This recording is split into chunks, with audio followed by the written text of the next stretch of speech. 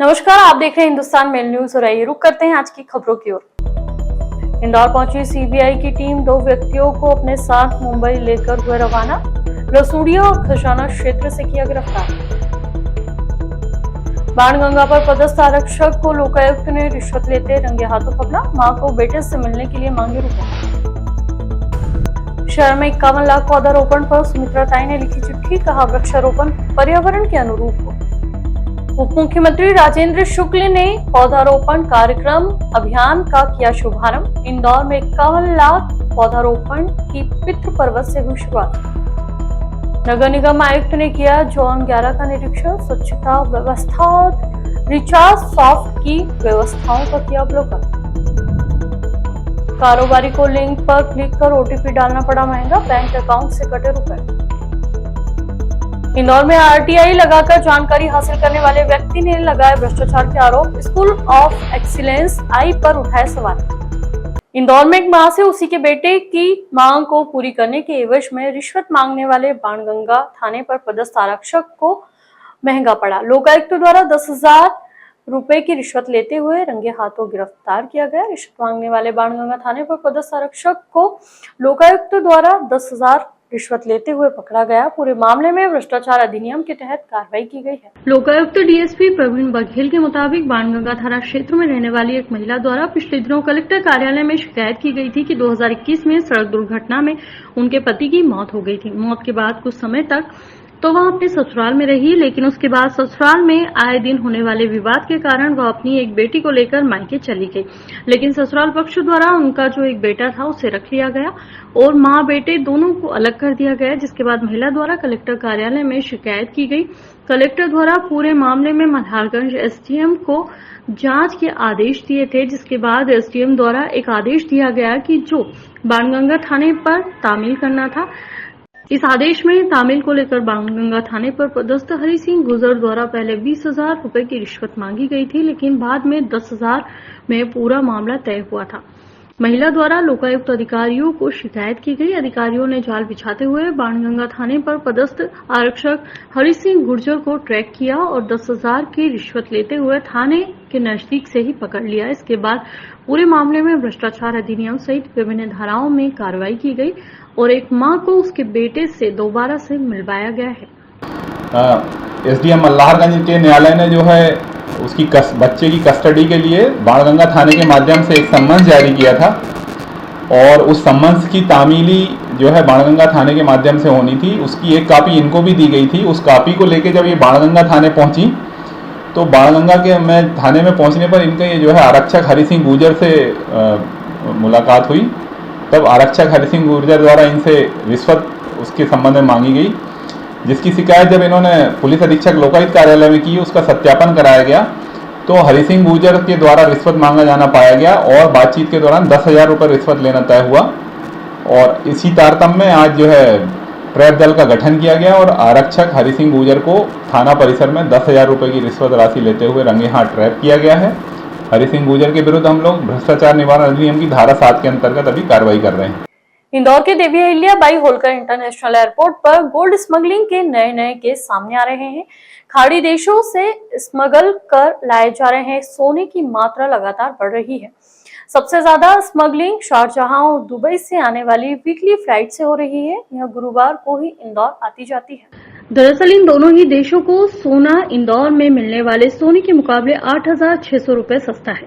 Indore airport पर बीते दिनों 5 करोड़ रुपए से ज्यादा सोना पकड़ा गया। स्मगलिंग के लिए भी नए तरीके इस्तेमाल किए जा रहे हैं, जिन्हें देखकर कस्टम अधिकारी भी हैरान हैं।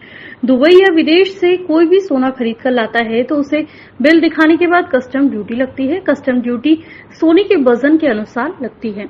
कोई सोने की चेन, अंगूठी, मंगलसूत्र पहनकर जाता है तो नियम है कि पुरुष 10 ग्राम और महिला 20 ग्राम तक सोने के जेवर पहन सकती है। कई बार यात्री सोने की चेन आदि वहां से खरीद कर पहनकर आते हैं, लेकिन यह भी टैक्स फ्री नहीं होता है। केवल पहले से ही उपयोग कर रहे जेवर को ही साथ में ले जाने और वापस लाने का नियम है।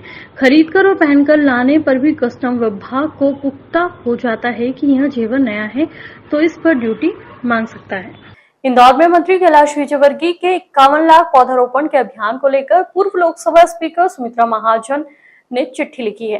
ताई ने महापौर पुष्यमित्र भार्गव को पत्र लिखते हुए कहा कि लाखों की संख्या में हो रहा पौधारोपण पर्यावरण के अनुरूप हो, न कि यह केवल दिखावा मात्र बन के रह जाए। बता दें, 51 लाख पौधारोपण कार्यक्रम की आज पितृपर्व से शुरुआत की गई। ताई ने पत्र में सुझाव देते हुए लिखा कि इस पौधारोपण के नाम पर केवल दिखावा खानापूर्ति ना की जाए। पौधारोपण के बाद हर पेड़ के लिए जिम्मेदारी तय हो, इस बात का भी ध्यान रखा जाए। इतना बड़ा लक्ष्य जल्दबाजी में संभव नहीं है। पूर्व लोकसभा स्पीकर ने पत्र में पहले हुए पौधारोपण पर चिंता जाहिर करते हुए लिखा कि इसके पहले भी कई बार लाखों वृक्ष लगाने की बात हुई है, लेकिन बाद में उसकी सफलता का एक ऑडिट हम कर सकते हैं क्या, जिसमें कितने पौधे जीवित रहे। ताई ने आगे पत्र में लिखा कि धरती माँ की सेवा या पर्यावरण संरक्षण के लिए कई लाख वृक्ष लगाने का लक्ष्य इंदौर यानी आप सबने लिया है। यह बहुत अच्छी बात है। इतना बड़ा लक्ष्य जल्दबाजी में संभव नहीं है। यह कार्य हमारी आने वाली पीढ़ियों के जीवन समृद्ध करने वाला बड़ा कार्य है। इस बात को ध्यान में रखकर हम यह कार्य करें। इंदौर में आज 51 लाख पौधारोपण अभियान की औपचारिक शुरुआत हुई, जहां इस पूरे अभियान को पीएम मोदी के एक पेड़ मां के नाम अभियान से भी जोड़ा गया है। वहीं इस अभियान की शुरुआत मध्य प्रदेश के उप मुख्यमंत्री राजेंद्र शुक्ल के द्वारा पितृपर्वत पर पौधारोपण कर की गई। वहीं इस दौरान नगरीय प्रशासन मंत्री कैलाश विजयवर्गीय, जल संसाधन मंत्री तुलसी सिलावट, महापौर पुष्यमित्र भार्गव सहित बड़ी संख्या में जनप्रतिनिधि और साधु संत मौजूद रहे। जहां अपने उद्बोधन में उप मुख्यमंत्री के द्वारा साधु संतों को चलते फिरते वृक्षों की उपाधि दी गई, तो वहीं पौधों और वृक्षों को बैठे हुए संतों की उपाधि भी दी। वहीं इस अभियान को लेकर नगरीय प्रशासन मंत्री कैलाश विजयवर्गीय मीडिया से रूबरू हुए, जिन्होंने आज से शुरू हुए अभियान की संपूर्ण रूपरेखा को लेकर चर्चा की। कैलाश विजयवर्गीय ने जानकारी देते हुए बताया कि कल पितृपर्वत की तर्ज पर विजासन मंदिर के पास मातृ पर्वत भी बनाया जाएगा, जिसे मातृ वंदन वन का नाम दिया जाएगा। वहीं कल इस अभियान के तहत मुख्यमंत्री डॉक्टर मोहन यादव के साथ ही मंत्री भूपेंद्र यादव इस कार्यक्रम में शामिल होंगे। वहीं आगामी कार्यक्रम को लेकर विजयवर्गीय ने बताया कि 9 जुलाई को विधानसभा और लोकसभा अध्यक्ष इस अभियान से जुड़ेंगे। वहीं 14 जुलाई को केंद्रीय गृह मंत्री अमित शाह भी इस कार्यक्रम का हिस्सा बनेंगे। वहीं मंत्री कैलाश विजयवर्गीय सभी से एक पेड़ लगाने की अपील कर रहे हैं। नहीं, लोगों में बहुत उत्साह है। मतलब इतने फोन आ रहे हैं, हमारे कंट्रोल रूम पे फोन आ रहे हैं, मेयर साहब के पास फोन आ रहे हैं, मेरे पास फोन आ रहे हैं, महिलाएं, बच्चों ने कल मुझे फ़ोन किया कि हम पेड़ लगाएंगे। मैंने कहा आप कौन बोल रही हैं? तो बच्चों ने अपना नाम बताया। मैंने कितनी उम्र है आपकी? बोले 12 साल की, 5वीं में पढ़ती हूँ। हम सब बच्चे आपके साथ पेड़ लगाना चाहते हैं और सेल्फी खिंचवाना चाहते हैं। तो बच्चों में जो अवेयरनेस है, मैंने कहा आपको नंबर किसने दिया? बोले मेरे चाचा ने।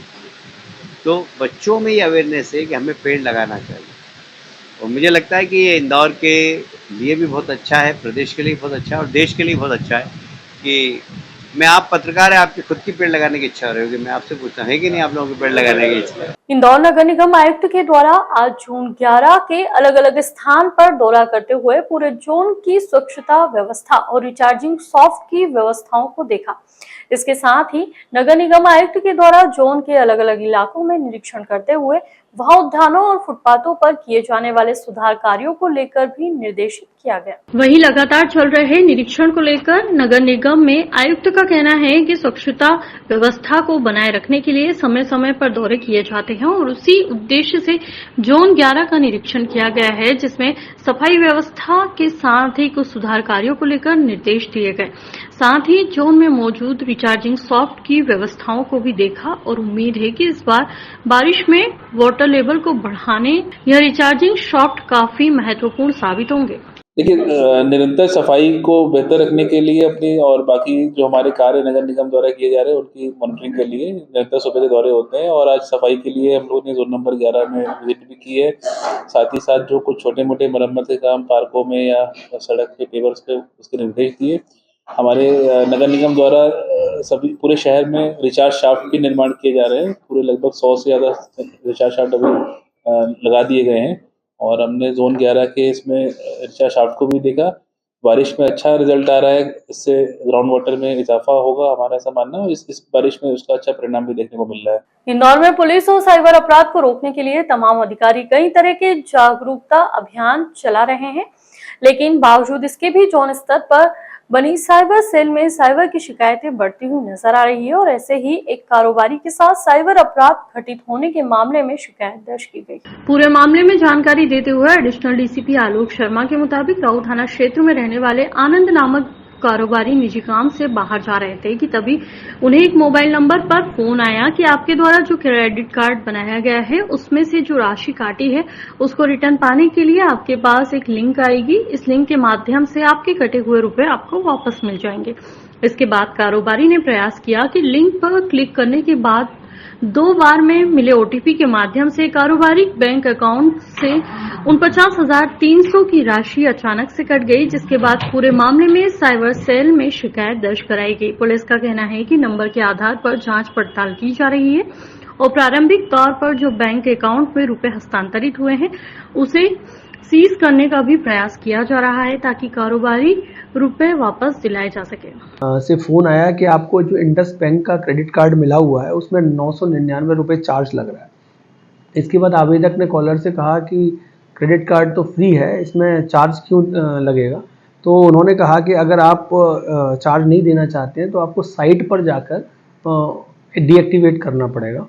और उसके बाद उसी नंबर से व्हाट्सएप पर उनके मोबाइल पर एक लिंक भेजी गई जिस पर आवेदक के द्वारा क्लिक किया गया और उस लिंक में आवेदक को अपने क्रेडिट कार्ड की जानकारी भरनी थी। जो आवेदक के द्वारा जानकारी जो है उस लिंक में डाली गई, जिसके बाद आवेदक को 2 ओटीपी प्राप्त हुए और उसके बाद उसके क्रेडिट कार्ड से बैंक के खाते से जो है वो 2 बार में पैसे कट गए। पहली बार में करीब उसको 29,510 रुपये कटे और दूसरी बार 19,843 रुपये कटे।